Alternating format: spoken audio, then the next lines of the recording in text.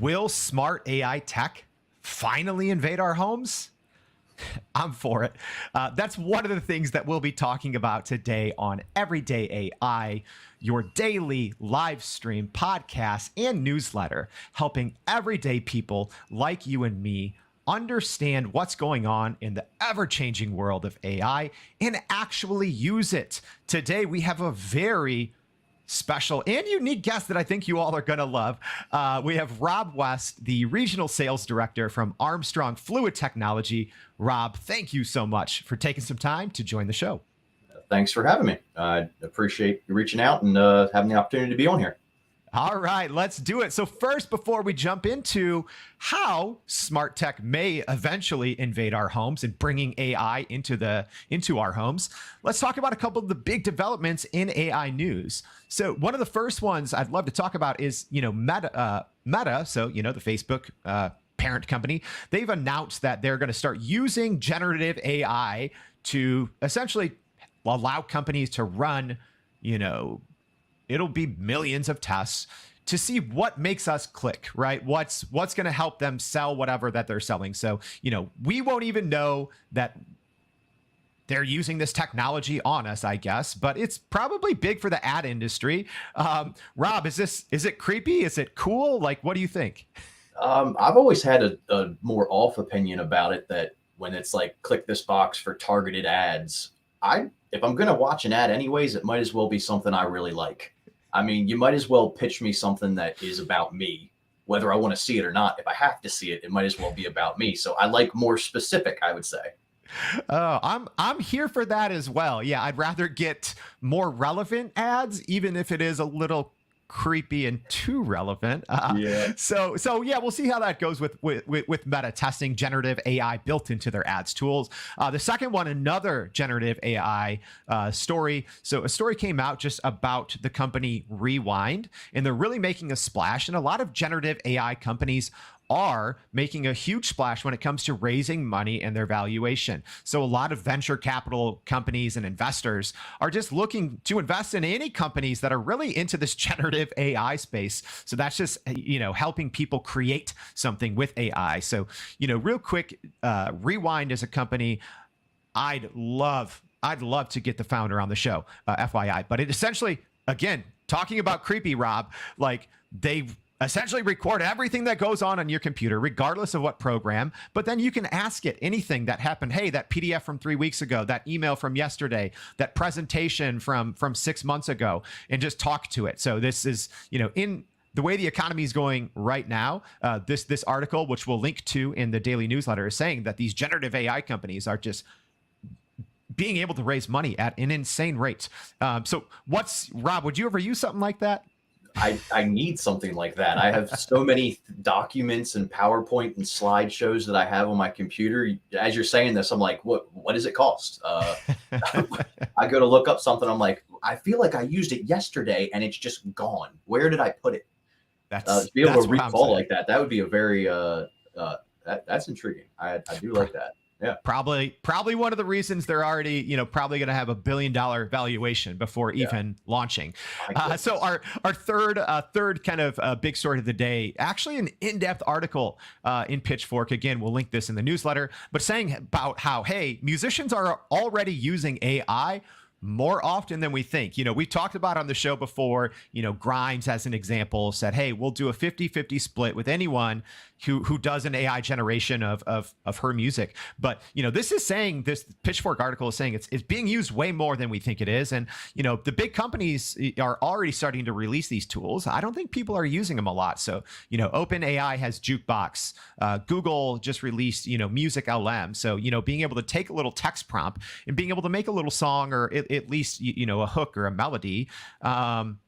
Rob, where do you see this going? Is this going to take off, or is this going to be kind of dead on arrival? It's going to depend, because, of course, as a musician myself, as a drummer, I want to do everything myself. But there are plenty of times where we discuss where you get kind of stuck, or if you're copying directly somebody else's song, but you don't mean to, just because it's stuck in your head. I could definitely see that going in a good direction. That's something I'd like to see where that ends up, or how much it might be able to take over when we don't even realize in the first place. Yep. Yeah. Yeah, it should. Yeah, and apparently it's happening under our nose. So yeah, we'll see. So speaking of under our nose, AI, at least according to this new Grandview research study, AI is going to be infiltrating our homes. So this new study said that the AI at-home smart AI market is going to balloon to more than $500 billion by 2030, which is just a really jaw-dropping amount and crazy growth. I do feel, at least right now, like AI hasn't, at least my home, aside from a Nest thermostat or something like that, I don't think AI has really made its way into the homes of the most everyday Americans. Rob, this is kind of your your area. Like, what do you see with AI's smart homes? Is it going to catch on anytime soon? I think it's on the manufacturers of equipment to understand the applications that you can actually use this for. You've heard me say before that energy efficiency is like the key word to the entire states right now. Is how can I be more efficient with my energy? And at the end of the day, aside from whether you like it or don't, I want to spend the least amount of money as possible to heat and cool my house, right? And using an AI type system that can suggest and prompt you how to run your house properly. I actually looked up this morning just HVAC using AI or something on Google. And the first article that I could read quickly without actually clicking on it was an AI type service telling you how to run your house more efficiently than you can yourself by suggesting, hey, instead of, as you said, a Nest thermostat kind of, it will learn your schedule in and out of your house and then adjust your temperature accordingly. But we could go much larger than that as far as, using your electric at the right time of the grid, maybe when the prices are higher or lower, or controlling your humidity at the same time with the energy efficiency in mind. That's a whole smart home could be, effective with your solar panels, could adopt your HVAC needs up and down as your load would change as far as the energy that's already coming into your house and what it costs you. That's a big way that things can move around. But that energy efficiency market, those who are going to get into that as far as manufacturing is going to be huge to who is going to be the most optimized for this type of technology. Sure. So Rob, give us a little bit of insight on, exactly what your role is at Armstrong Fluid Technology. And then we'll talk a little bit more about some of the use cases that you've been using. But, real quick, kind of, what's your kind of day to day, just so we can, understand some of these applications and use cases that we're going to be talking about. Yeah, so I work with distribution contractors, rep networks. I work with those individuals to help educate them from Armstrong, what Armstrong's offerings are, commercially, even to residentially. And then I am personally taking the task of using, I will say, newer technology. Not to say that I'm the youngest person out there anymore. I was at one time, as we all were. But I've seen continually that older individuals use technology less and less. And there are those who really do adopt it, and it is quite shocking every time I do find someone that's older, more seasoned, I'll say, and using any type of newer technology. But as the younger generation here is growing up, we are all running and kicking for this kind of stuff, and we know how to use this type of stuff and grew up with it. And being able to bring that into an industry that heating and air conditioning, construction trades in general, I would say, are very old school. And very slow moving to adopt new technology. And in moving forward, that only has to exponentially grow as far as adoption. And that'll go hand in hand with, the older mindset retiring, moving out of the workforce, and younger people moving in. There's going to have to be an influx of young people. We've been understaffed in this industry for a very long time. And with younger people is going to come more innovative technologies. And adopting this is going to hopefully do very, very well in the U.S. here. Yeah, that's a great point, because it's not like everyone here has the same goal, right? Like, of course, I want to be able to keep my house at the right temperature and to be efficient and to not pay more. But when you think of the HVAC industry, you don't think it's you don't think AI, right? You normally don't put, one and two together there. So I'd really love to hear just a quick story about the first time maybe you said, hey, let's use a little bit of AI in our processes here. Was it hard to convince people, or were you just like, all right, I'm just gonna go for this, do it, and show people the results? It's still hard. And I just had a conversation with someone a couple weeks ago, to be unnamed, that for Armstrong, we have pumping technologies, fluid flow, but a pump specifically could be moving hundreds, thousands of tons worth of heating and cooling. For example, my house has 4 tons. So very large applications, and selecting that equipment is very key, especially when you get to that size as far as efficiency standpoint. And we were talking about being able to use an AI service to help select the correct equipment to someone who, for example, has no idea what anything is. And it's the trust that would give you the right feedback. Because we know with Chat GPT, there are times where it gives you 100% correct answer in its own mind that was entirely fabricated and made up, and it has no truth whatsoever. If you ask it the right question in the right way, of course, right? So to ask something that to do that, but my follow-up immediately to that was, you can ask that, like, if we ask Chat GPT what the correct selection for a certain application in heat and air conditioning would be, you can ask it to tell you how it got to that solution. It's not a black hole where the answer comes out and you have no way to check up on it. You can just ask, how did you get to this answer? So there are even checks in a free open source software that already exists. To think of a company being able to apply that. I know here at Armstrong, we do have these type of systems where we will optimize your plant efficiency to run your entire commercial space as efficient as possible. Our pumps, our newest pump, just being able to run the data off of it and know you have energy in, energy out, understand your pump curves, to get very technical very fast. But you can be anywhere from 25 to 65% efficient on your energy consumption. And just imagine being able to have the ability to say, hey, here's where your efficiency is right now. By changing out the actual pump and technology that you have here, upgrading to the Armstrong way, we can give you 50% reduction on your energy bills. That is an insane conversation piece. And honestly, when I was recruited for Armstrong to come here first, I thought there is no way that much efficiency can be saved out of something already, right? And it's true. I mean, I've seen the numbers myself. I've heard the case studies. And to bring that down to a residential level is a huge application. I think on the commercial market, you see a lot of those. There's a lot of controls, a lot of complicated topics and everything. But on a residential side, the closest to AI we get, again, is a Nest thermostat, an Ecobee, some type of Wi-Fi connected thermostat. A whole house solution, or even a pre-installation solution, would be really key. Yeah. Where do you see, whether it's HVAC or just, throughout the home, where do you see the AI industry kind of going in terms of, energy efficiency in the home, whether it's HVAC or not? Where do you see it going specifically with AI? So I know we talked here that I looked up a couple prompt suggestions this morning in preparation for this.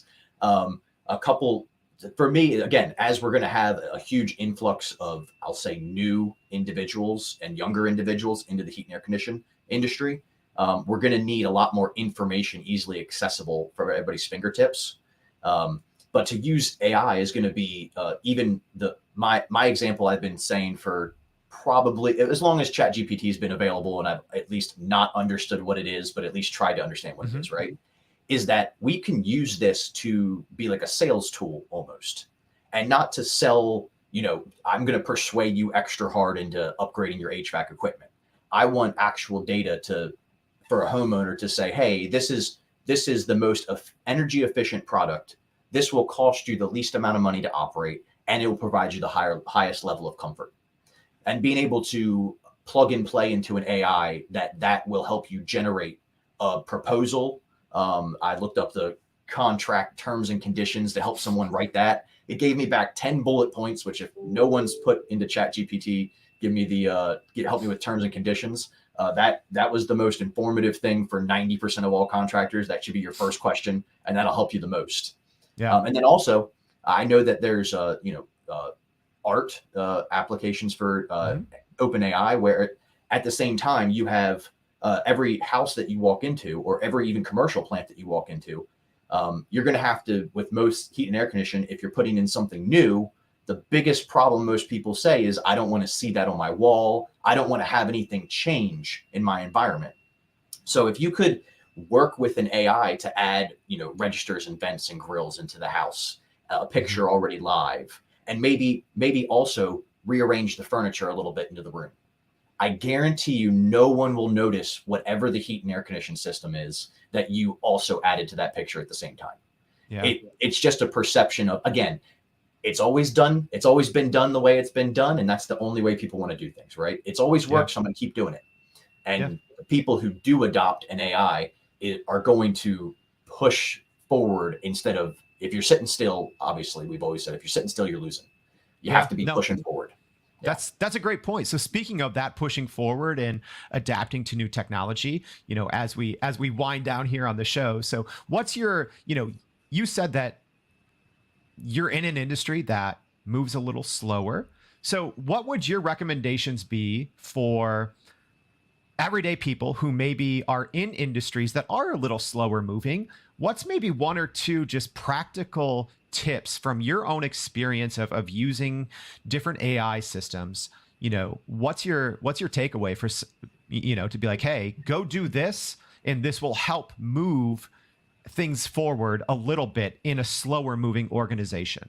Yeah, not to go the simplest answer possible, but I mean, I guarantee that I would imagine 95% of everyone in the heat and air conditioning world alone have not even tried to mess with anything like this. Mm-hmm. And just to be very simple for Chat GPT, to go on there, create an account, have it. There's nothing fishy about it as far as doing that, to my knowledge, and start playing around with it.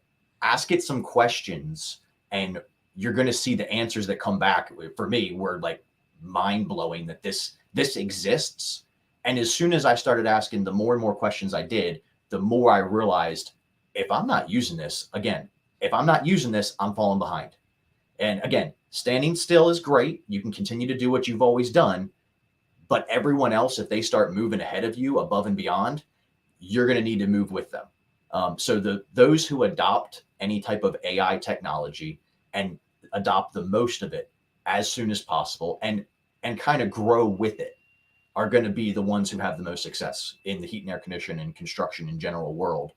Those are going to be the most successful companies and people that have really good understanding of how it works. And you're not going to ask a question that is going to be, you're not going to break any rules. You're not going to. Chat GPT is great. You're going to end up with a ton of dead ends.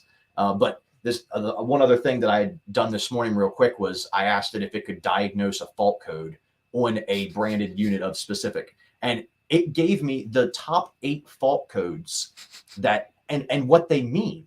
I didn't suggest or ask it what a specific fault code was. It just gave me 8 ideas of the nearest code. So again, even as a service technician myself for a long time, I was that, being able to be at the outdoor unit and say, you don't know what's going wrong with the unit. It's an open book test, guys. We don't Mm-hmm. need to know the answer. We just need to know how to access it. And I'm telling you that if you haven't used Chat GPT, it has so many more applications. I'm still discovering them myself, but Yeah. it's a great starting point. It's like going to the old guy in the field and asking him, what do I do?